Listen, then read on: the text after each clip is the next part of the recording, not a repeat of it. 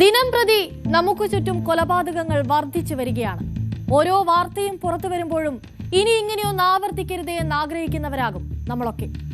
അമേരിക്കയിൽ ഒരു ഇന്ത്യക്കാരൻ സ്വന്തം കുടുംബത്തിലെ 4 പേരെയാണ് കൂട്ടക്കൊല ചെയ്തത്. ഗാസിയാബാദിൽ വിശ്വസിച്ച് കൂടെ പോയ ഉറ്റ സുഹൃത്തുക്കളാണ് ഒരു യുവാവിനെ അതിക്രൂരമായി കൊലപ്പെടുത്തിയത്. ഈ വാർത്തയിലേക്കൊക്കെ നമുക്ക് വിശദമായി പോകാം. സ്വാഗതം നിഗൂഢതകളുടെ 20-ാം മണിക്കൂറിലേക്ക്.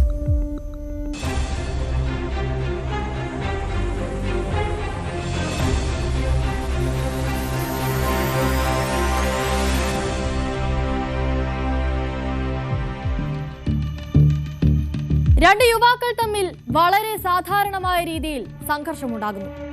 ആ സംഘർഷം ഒടുവിൽ കലാശിച്ചത് കൊലപാതകത്തിലായിരുന്നു. ആ വാർത്തയിലേക്കാണ് 20th അവർ ആദ്യം പോകുന്നത്.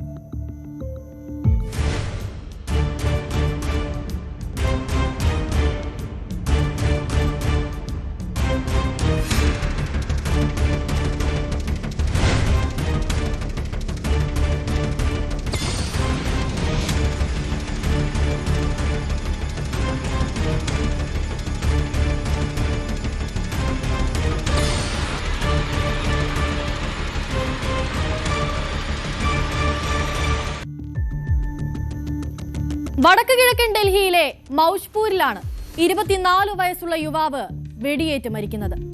രാത്രി ഏകദേശം 10:30ഓടെയാണ് സംഭവങ്ങളൊക്കെ നടക്കുന്നത്. വെള്ളിയാഴ്ച രാത്രി വളരെ ശാന്തമായി പ്രവർത്തിച്ചിരുന്ന മൗജ്പൂരിലെ കഫേക്കുള്ളിലേക്ക് അജ്ഞാതരായ ആക്രമികൾ കടന്നു കയറിയത് വളരെ പെട്ടെന്നായിരുന്നു. അങ്ങനെ കഫേയിൽ കടന്നു കയറിയ ആക്രമികൾ നിമിഷ നേരം കൊണ്ടായിരുന്നു 24 വയസ്സുകാരനായ ഫൈസാൻ എന്ന യുവാവിനെ വെടിവെച്ചു കൊന്നത്. സംഭവം നടന്ന ഉടനെ തന്നെ പരിസരത്തുണ്ടായിരുന്ന ആരോ ഒരാൾ പോലീസിൽ വിവരമറിയിക്കുന്നു. പോലീസ് എത്തുമ്പോൾ കാണുന്ന കാഴ്ച വെടിയേറ്റ നിലയിൽ ഫൈസാൻ നിലത്ത് കിടക്കുന്നതാണ്. ഉടൻ തന്നെ പോലീസ് ഫൈസാനെ അടുത്തുള്ള ഗുരു തേജ് ബഹാദൂർ ആശുപത്രിയിലേക്ക് കൊണ്ടുപോവുകയാണ്. പക്ഷേ ആശുപത്രിയിൽ എത്തുന്നതിന് മുൻപ് തന്നെ ഫൈസാൻ മരണത്തിന് കീഴടങ്ങിയിരുന്നു. സംഭവത്തെപ്പറ്റി പരിസരത്തുണ്ടായിരുന്ന ഒരു വ്യക്തി പറയുന്നത് ഇങ്ങനെയാണ്. भाई को गोली 3 लगी है, लेकिन पुलिस ने बताया कि 2 मैगजीन राउंड फायर हुई है। पुलिस ने जानकारी दी, मुझे बताया अभी कि 2 मैगजीन पूरी खाली करी उन्होंने। कहाँ गोली मारी आपको भाई? सर एक तो सर में मारी है जो पार हो गई, 2 गोली मेरे भाई के सीने में है और शायद चाकू वगैरह भी मारे हैं। उसके हाथ में भी कट वगैरह थे, उनने संघर्ष करा काफी। सर रंजिश क्या थी, बस कर्जा दे रखा था, वो मांगा, उसने दिया नहीं। उसके बाद बेटे हमारे घर आके लड़ाई झगड़ा करके हमने कंप्लेंट भी करा दी थी भजनपुरा थाने में, लेकिन सर वो ये कि कुछ नहीं हुआ. ഫൈസാന്റെ മരണത്തിന് പിന്നാലെ ഉയർന്നു വന്നത് നിരവധി ചോദ്യങ്ങളായിരുന്നു. എന്തിനു വേണ്ടി 24-കാരനായ ഒരു ചെറുപ്പക്കാരനെ ഇത്ര ക്രൂരമായി കൊല ചെയ്യണം? ആരായിരിക്കും ഈ കൊലപാതകത്തിന് പിന്നിൽ? പോലീസ് അന്വേഷണം ആരംഭിച്ചു. സംഭവത്തിൽ ഏറ്റവും ഞെട്ടിക്കുന്ന മറ്റൊരു കാര്യം എന്തെന്നാൽ, കൊലപാതകം നടന്ന് അധികം വൈകാതെ തന്നെ മൊയിൻ ഖുറേഷി എന്ന ഇൻസ്റ്റഗ്രാം അക്കൗണ്ടിലൂടെ ഒരു വീഡിയോ സോഷ്യൽ മീഡിയയിൽ പ്രചരിക്കുകയാണ്. അത് മറ്റാരുമായിരുന്നില്ല, ഫൈസാന്റെ കൊലപാതക തന്നെയായിരുന്നു. പുറത്തു വന്ന ആ ഇൻസ്റ്റഗ്രാം വീഡിയോയിലൂടെ കൊലപാതകം ചെയ്തത് താനാണെന്ന സത്യം അയാൾ പുറം ലോകത്തെ അറിയിച്ചു. ഫൈസാനെ കൊല്ലാനുണ്ടായ കാരണത്തെപ്പറ്റി മൊയിൻ ഖുറേഷി പറയുന്നത് ഇങ്ങനെയാണ്. അവൻ എന്നെ അടിച്ചു, അതുകൊണ്ട് ഞാൻ അവനെ വെടിവെച്ചു കൊന്നു. നോക്കൂ, എത്ര നിസ്സാര കാരണമാണ് ഒരു മനുഷ്യന്റെ കൊലപാതകത്തിലേക്ക് നയിച്ചതെന്ന്. ഒരുപക്ഷെ പറഞ്ഞു തീർക്കാമായിരുന്ന പ്രശ്നമാണ് ഒരു 24-കാരന്റെ മരണത്തിൽ കലാശിച്ചത്. മാസങ്ങൾക്ക് മുൻപായിരുന്നു ഫൈസാൻ മൊയ്യനെ ആക്രമിക്കുന്നതെന്നും, എന്നാൽ ഈ കൊലപാതകത്തിൽ തന്റെ പിതാവിനോ കുടുംബാംഗങ്ങൾക്കോ സുഹൃത്തുക്കൾക്കോ ഒന്നും പങ്കില്ലെന്നും മൊയ്യൻ ആ വീഡിയോയിലൂടെ വ്യക്തമാക്കുന്നുണ്ട്. 3 തവണയായിരുന്നു ഫൈസാന് നേരെ മൊയ്ൻ ഖുറേഷി വെടിയുതിർക്കുന്നത്. ഒന്ന് ഫൈസാന്റെ തലയിലും മറ്റ് 2 വെടിയുണ്ടകൾ നെഞ്ചിലുമാണ് തുളച്ചു കയറിയത്. ഏതായാലും സംഭവത്തിൽ മറ്റ് പോലീസ് നടപടികൾ പുരോഗമിക്കുകയാണ്.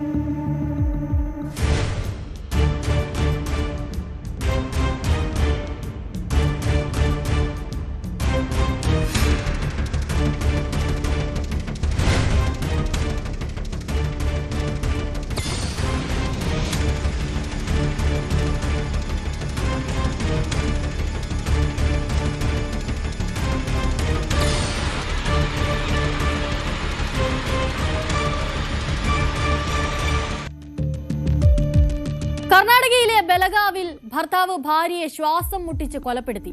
കാരണമാകട്ടെ വളരെ നിസ്സാരവും. രക്ഷപ്പെടാൻ ഭർത്താവ് നാട്ടുകാർക്ക് മുന്നിൽ നടത്തിയ നാടകം കൈയോടെ പൊക്കിയതാകട്ടെ മാതാപിതാക്കൾ.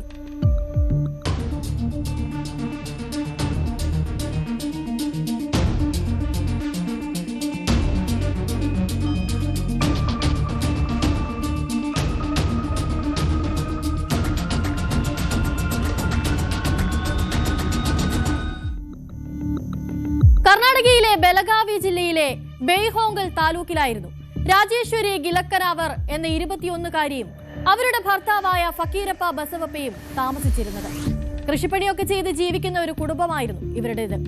3 വർഷമായി ഇരുവരും തമ്മിലുള്ള വിവാഹം കഴിഞ്ഞ് കുറച്ചുനാൾ പിന്നിട്ടപ്പോൾ തന്നെ കുട്ടികൾ ഉണ്ടാകാത്തതുമായി ബന്ധപ്പെട്ട് ഇരുവരും തമ്മിൽ തർക്കമുണ്ടാകുന്നത് പതിവായി. അങ്ങനെയിരിക്കെ ഈ ചൊവ്വാഴ്ച തന്റെ ഇളയ സഹോദരന്റെ കൈക്ക് പരിക്കേറ്റതായും തനിക്ക് വീട്ടിലേക്ക് പോകണമെന്നും രാജേശ്വരി തന്റെ ഭർത്താവായ ഫക്കീരപ്പയോട് പറയുന്നു. എന്നാൽ തനിക്ക് കൃഷിയിടത്തിൽ നിരവധി പണിയുണ്ട്, അതുകൊണ്ട് നീ കൂടി പോയാൽ ശരിയാകില്ല എന്ന് രാജേശ്വരിയോട് ഭർത്താവ് പറയുകയാണ്. ഇത് ദമ്പതികൾ തമ്മിൽ ചൂടേറിയ തർക്കമുണ്ടാകാൻ കാരണമായി. പിന്നീട് ഈ വഴക്ക് മൂർച്ഛിച്ചു. ഒടുക്കം ഭർത്താവായ ഫക്കീരപ്പ ചെയ്തത് എന്താണെന്നോ, ഒരു കയർ കൊണ്ടുവന്നു രാജേശ്വരിയെ കിടക്കയിലേക്ക് തള്ളിയിട്ട് ആ കയർ ഉപയോഗിച്ച് കഴുത്ത് ഞെരിച്ചു കൊന്നു. കൊലപാതകത്തിന് പിന്നാലെ ഫക്കീരപ്പ പറഞ്ഞ് പരത്തിയത് ഹൃദയാഘാതം മൂലമാണ് തന്റെ ഭാര്യ മരിച്ചതെന്നായിരുന്നു. എന്നാൽ രാജേശ്വരിയുടെ കഴുത്തിൽ കണ്ട മുറിവുകളിൽ സംശയം തോന്നിയ മാതാപിതാക്കൾ പോലീസിന് മുന്നിൽ പരാതിയുമായി എത്തി. ഒരു നാടിനെ ഒന്നടങ്കം നടുക്കിയ കൊലപാതക വാർത്ത അധികം വൈകാതെ തന്നെ ബെലഗാവിയിൽ ഒന്നടങ്കം സംസാര വിഷയവുമായി. വൈകാതെ തന്നെ ഭർത്താവ് ഫക്കീരപ്പ പോലീസിന്റെ പിടിയിലാവുകയും ചെയ്തു. രാജേശ്വരിയുടെ കൊലപാതകവുമായി ബന്ധപ്പെട്ട് ബെയ്ഹോങ്കൽ പോലീസ് കേസ് രജിസ്റ്റർ ചെയ്തിട്ടുണ്ട്. സംഭവവുമായി ബന്ധപ്പെട്ട് പോലീസ് നൽകുന്ന വിശദീകരണം അതിങ്ങനെയാണ്. So it is about like husband strangulated the wife. The husband and wife did not have a good relationship for the last 3 years. The couple got married 3 years back. The relationship between the couple was not good after 1 month. So continuously there was a scuffle and the relationship was not so good. So here and there she used to go to the parents' house. So he objected to that. So they do not have kids also. So the scuffle lead to the strangulation. On 21st of this month night at 12:30 a.m. husband strangulated the wife. The wife name is Rajeshwari. She is 21 years old, and the husband is Fakirappa Basappa. He is a farmer and 23 years old. So initially he strangulated and she died there. So he informed the in-laws that she passed away because of heart attack. Later on he told that no, she hanged herself. Then during police interrogation, on suspicion they called the police.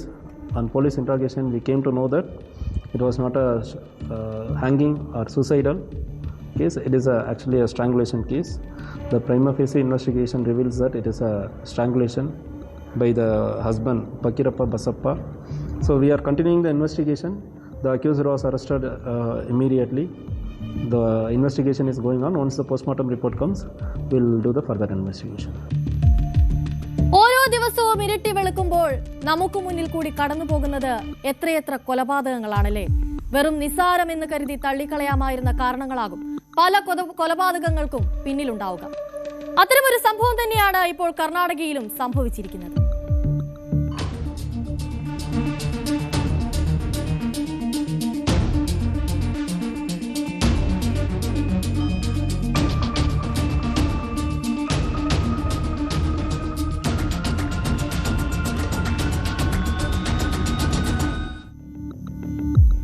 ഗാസിയാബാദിലെ ട്രോണിക്ക സിറ്റിയിൽ സുഹൃത്തിനെ കൊലപ്പെടുത്തിയ 2 പേർ police പിടിയിലായി. എന്തിനാകും ഇത്ര കാലം ഒപ്പമുണ്ടായിരുന്ന ഒരു സുഹൃത്തിനെ അവർ ഇരുവരും ചേർന്ന് കൊന്നിട്ടുണ്ടാവുക?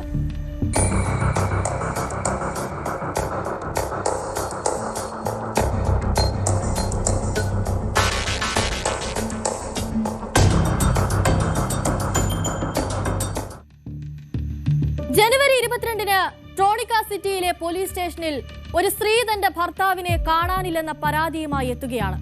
റുബീന എന്നായിരുന്നു ആ യുവതിയുടെ പേര്. തന്റെ ഭർത്താവായ മെഹ്താബിനെ ജനുവരി 18 മുതൽ കാണാനില്ലെന്നായിരുന്നു അവരുടെ പരാതി. അന്നേ ദിവസം തന്റെ സുഹൃത്തുക്കളായ നീരജ് പാൽ, ഹർഷിത് പട്ടേൽ എന്നിവരെ കാണാൻ അദ്ദേഹം പോയിരുന്നു എന്നായിരുന്നു ഭാര്യ പറയുന്നത്.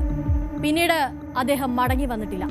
ആ 2 സുഹൃത്തുക്കളാണ് തന്റെ ഭർത്താവിന്റെ തിരോധാനത്തിന് പിന്നിലെന്നായിരുന്നു റുബീന പോലീസിനോട് പറഞ്ഞത്. ഭാര്യയായ റുബീന നൽകിയ വിവരത്തിന്റെ അടിസ്ഥാനത്തിൽ പോലീസ് മെഹ്താബിനായുള്ള അന്വേഷണം ആരംഭിച്ചു. വൈകാതെ തന്നെ ആ 2 സുഹൃത്തുക്കളെയും പോലീസ് കസ്റ്റഡിയിലെടുത്തു. മണിക്കൂറുകൾ നീണ്ടുനിന്ന ചോദ്യം ചെയ്യലിനൊടുവിൽ മെഹ്താബിനെ കൊലപ്പെടുത്തിയത് തങ്ങൾ തന്നെയെന്ന് അവർ പോലീസിനോട് സമ്മതിച്ചു. इसी क्रम में आज दिनांक 23/26 को 2 अभियुक्तों नीरज एवं हर्षित पटेल निवासी पूजा कॉलोनी, इन दोनों को गिरफ्तार किया गया है।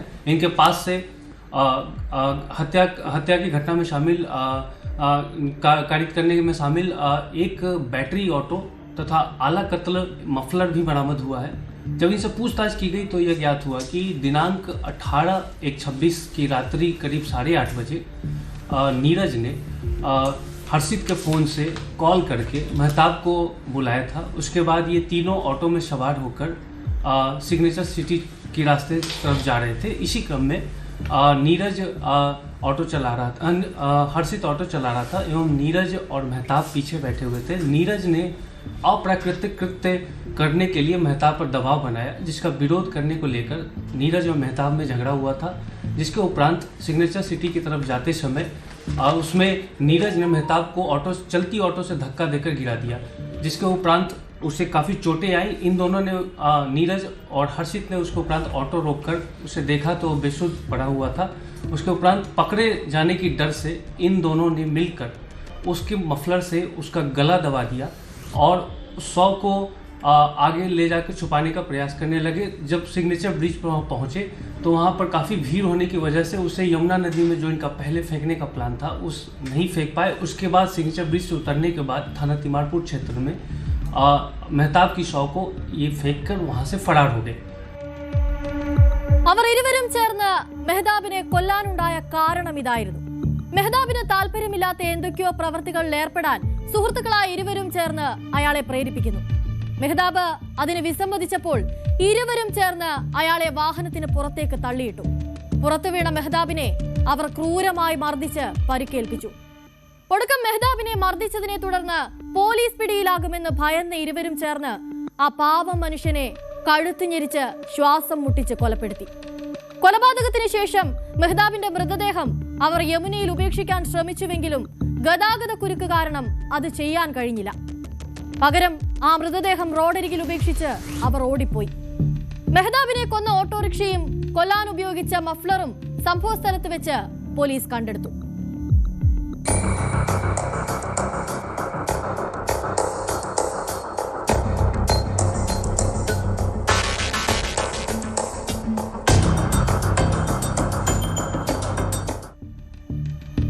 ഇടവേളയാണ്. ഇടവേളയ്ക്ക് ശേഷം മടങ്ങിയെത്താം.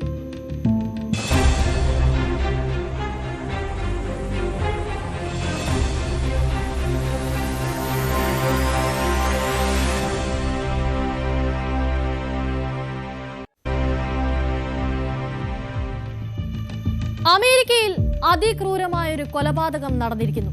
കൊലപാതകം നടത്തിയതാകട്ടെ ഒരു ഇന്ത്യക്കാരനും. പോലീസ് അയാളെ പിടികൂടിയത് നിമിഷ നേരങ്ങൾ കൊണ്ടാണ്.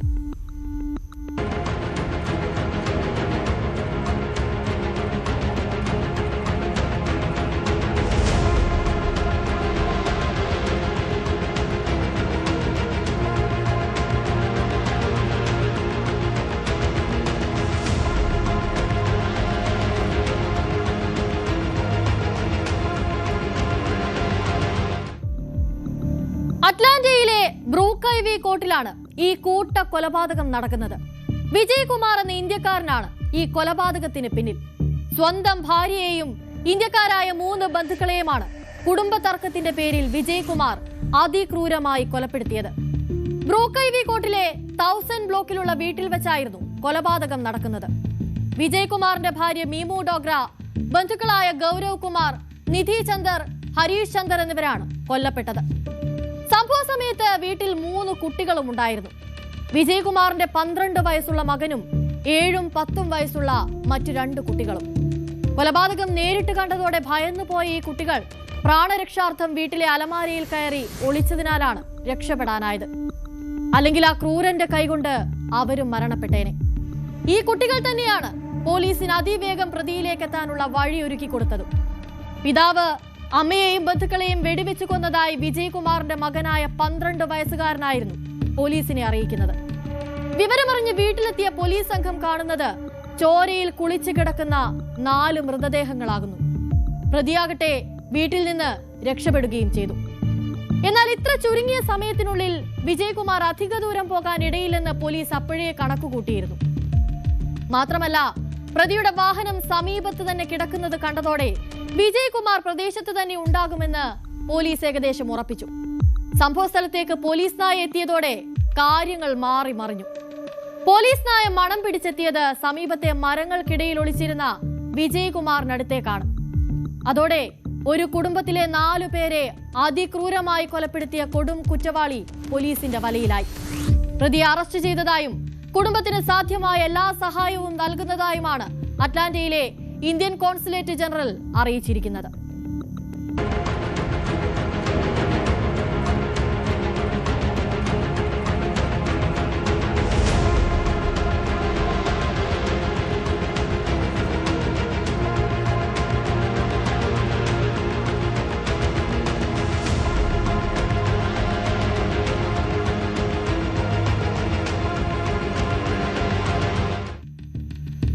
കൊല്ലത്ത് നിന്നാണ് മറ്റൊരു ഞെട്ടിക്കുന്ന വാർത്ത വരുന്നത്. പ്രായപൂർത്തിയാകാത്ത പെൺകുട്ടിയെ നിരന്തരമായി പീഡിപ്പിച്ച കേസിൽ അറസ്റ്റിലായിരിക്കുന്നത് ഒരു ക്ഷേത്ര പൂജാരിയാണ്.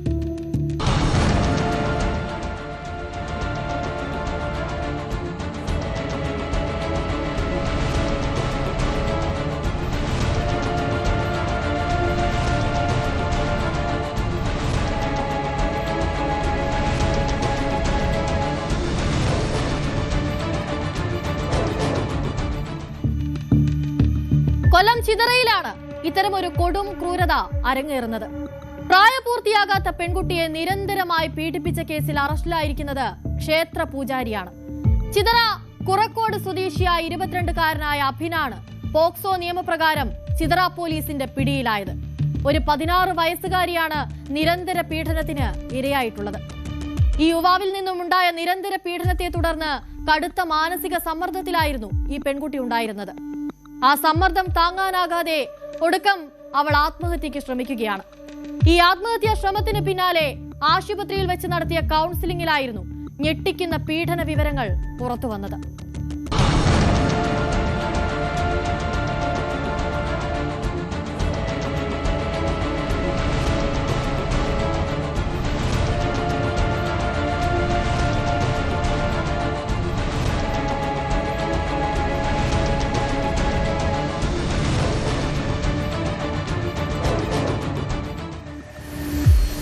പെൺകുട്ടി 8ാം ക്ലാസ്സിൽ പഠിക്കുന്ന സമയത്തായിരുന്നു പ്രതിയായ അഭിനെ പരിചയപ്പെടുന്നത്. അക്കാലത്ത് തന്നെയായിരുന്നു പെൺകുട്ടിക്ക് നേരെയുള്ള ആദ്യ അതിക്രമം നടക്കുന്നതും.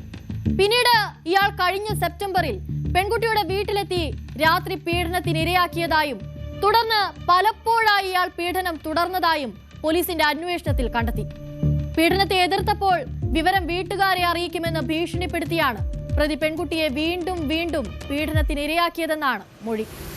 ഇത്തരത്തിൽ നിരന്തരമായ പീഡനത്തെ തുടർന്നുണ്ടായ കടുത്ത മാനസിക സംഘർഷം മൂലമാണ് കഴിഞ്ഞ ദിവസം ആ പെൺകുട്ടി ഉറക്ക ഗുളിക കഴിച്ചും ഞരമ്പ് മുറിച്ചും ആത്മഹത്യക്ക് ശ്രമിച്ചത്. മാതാപിതാക്കൾ ഉടനടി കണ്ടെത്തി ആശുപത്രിയിൽ പ്രവേശിപ്പിച്ചതുകൊണ്ട് മാത്രമാണ് വലിയൊരു ദുരന്തം ഒഴിവായത്. ചിതറ കുറക്കോട് ഭാഗത്തു നിന്നാണ് പ്രതിയെ പോലീസ് പിടികൂടുന്നത്. പോക്സോ നിയമത്തിലെ വിവിധ വകുപ്പുകൾ ചുമത്തി കോടതിയിൽ ഹാജരാക്കിയ പ്രതിയെ റിമാൻഡ് ചെയ്തു.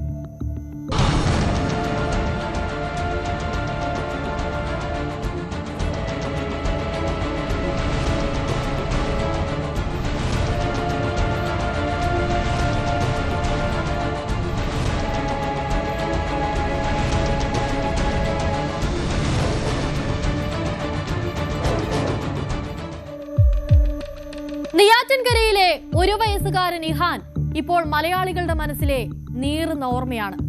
അത്രയധികം അതിക്രമങ്ങൾ സഹിച്ചായിരുന്നു ആ കുഞ്ഞിന്റെ മരണം.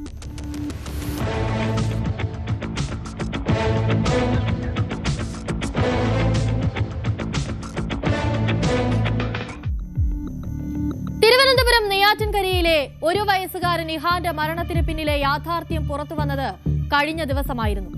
ഒന്നും അറിയാത്ത, ലോകം എന്താണെന്ന് പോലും മനസ്സിലാക്കാനുള്ള പ്രായമെത്താത്ത ആ കുഞ്ഞിനെ പിതാവായ ഷിജിൽ മർദ്ദിച്ചത് പല തവണയാണ്.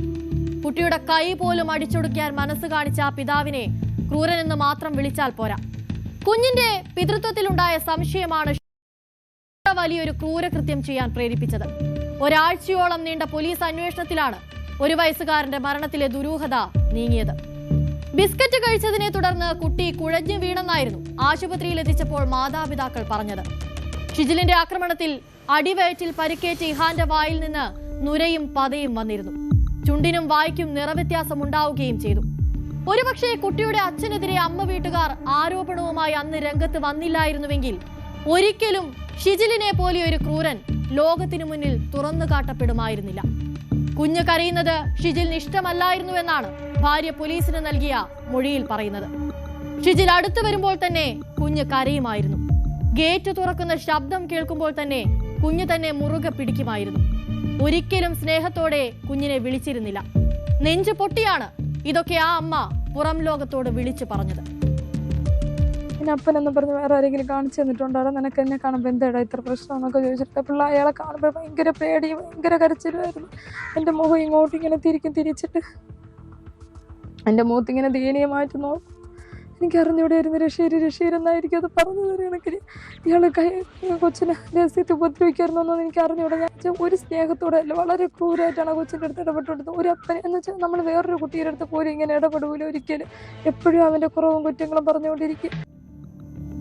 ഷിജിലിനെതിരെ ഗുരുതര ആരോപണമാണ് ഭാര്യയായ കൃഷ്ണപ്രിയയും ഉയർത്തുന്നത്. സംഭവത്തിന് ശേഷം കുട്ടിയുടെ മാതാപിതാക്കളെ പോലീസ് പലതവണ ചോദ്യം ചെയ്തെങ്കിലും ആദ്യം കാര്യമായ വിവരം ഒന്നും ലഭിച്ചിരുന്നില്ല. നെയ്യാറ്റിൻകര ഡിവൈഎസ്പിയുടെ നേതൃത്വത്തിൽ 3ാം തവണ നടത്തിയ ചോദ്യം ചെയ്യലിലാണ് ഷിജിൽ കുറ്റം സമ്മതിക്കുന്നത്.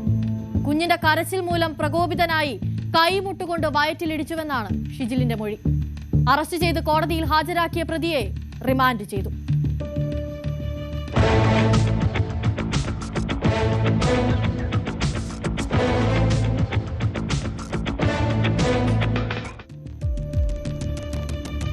അവറിന്റെ സമയം ഇവിടെ പൂർണ്ണമാവുകയാണ്. നമസ്കാരം.